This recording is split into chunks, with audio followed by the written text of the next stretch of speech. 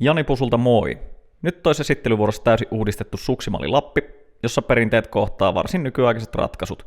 Uudistettu versio on modernisti muotoiltu Olmoon tai Suksi. Me lisättiin uuteen Lappiin Spinnova kuituu lisäämään suorituskykyä ja vaimentamaan sukseen, sekä pistettiin koko suksen sheippi uusiksi.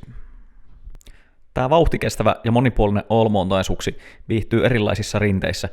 92 mm leveä vyötärö jättää sukselle erittäin hyvät rinneominaisuudet, mutta erityisesti se pääsee loistamaan hieman pehmeämmällä ja epätasaisella alustalla. Suorituskykyä ja helppoutta silmällä pitäen suunniteltu suksi palvelee laskijoita, jotka haluaa sukselta enemmän tinkimättä kuitenkaan nautinnosta. Suksi on helposti lähestyttävä ja se palvelee laidasta laitaan niin takamaastojen skinnailijoita, rinnetykittelijöitä ja kokeneempiakin laskijoita, jotka arvostaa suksen helppoa hallittavuutta ja ennakoitavuutta.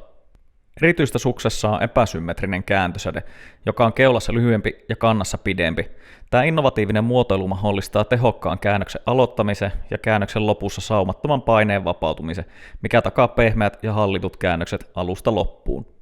Oot sitten lähdössä vallottamaan laskettelukeskuksen hoidettuja rinteitä tai suuntaamassa takamaastoon. Lappi tarjoaa varmasti tasaisen suorituskyvyn ja luotettavuuden. Viimeistelyksi Lappi on valittavissa perinteikäs koivu tai upean persoonallinen visakoivu. Suksen pituudeksi mä suosittelen about omaa pituutta.